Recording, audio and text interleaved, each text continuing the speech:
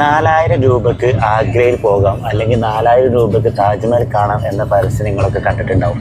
എങ്ങനെയാണ് നമ്മുടെ 4000 രൂപക്ക് പാക്കേജ് ഉള്ളത് എന്ന് ഒരുപാട് പേർക്ക് സംശയം ഉണ്ടാവും. ഒന്നാമത്തെ ദിവസം നമ്മൾ കേരളത്തിൽ യാത്ര സ്റ്റാർട്ട് ചെയ്ത് രണ്ടാമത്തെ ദിവസം രാത്രിയോട് കൂടെ നമ്മൾ ആഗ്രയിലേക്ക് എത്തുന്നുണ്ട്. ആഗ്രയിൽ എത്തിയതിനു ശേഷം രാത്രി 9 മണി 10 മണിയോട് കൂടെ നമ്മൾ എന്ത് ചെയ്യും, റൂമിലേക്ക് എത്തും. അപ്പം നമ്മൾ അന്നത്തെ ഒരു ദിവസത്തെ സ്റ്റേ നമ്മുടെ 4000 രൂപയുടെ പാക്കേജിൽ ഇൻക്ലൂഡാണ്, നമ്മുടെ പാക്കേജിൽ ഉണ്ടായിരിക്കും. മൂന്നാമത്തെ ദിവസം രാവിലെ നമ്മൾ താജ്മഹലും ആഗ്ര ഫോർട്ടും കാണും. അന്നത്തെ രാവിലെയും ഉച്ചക്കുള്ള ഭക്ഷണവും നമ്മുടെ പാക്കേജിൽ ഇൻക്ലൂഡ് ആയിരിക്കും കേട്ടോ.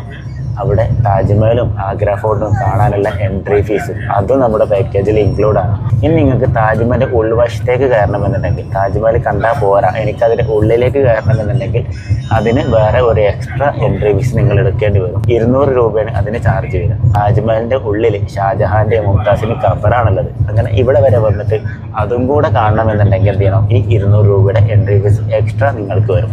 നേരത്തെ പറഞ്ഞതുപോലെ Kerala to Kerala train ticket, room, യാത്രകൾ, യാത്രാ സൗകര്യങ്ങൾ, താജ്മഹലും ആഗ്ര ഫോർട്ടും, പിന്നെ റെയിൽവേ സ്റ്റേഷൻ റൂമിലേക്ക് പോകുന്നു, റൂമിലേക്ക് തിരിച്ച് റെയിൽവേ സ്റ്റേഷനിൽ പോകുന്നു. ഇങ്ങനെ ഈ ആഗ്രയിലെ യാത്രാ സൗകര്യങ്ങളും നമ്മുടെ പാക്കേജിൽ ഇൻക്ലൂഡാണ്. ഈ മൂന്നാമത്തെ ദിവസം താജ്മഹലും ആഗ്ര ഫോർട്ടും കണ്ടിട്ട് നാട്ടിലേക്ക് നമ്മൾ മടങ്ങും. 4ാമത്തെ ദിവസം മൊത്തം ട്രെയിനാണ്.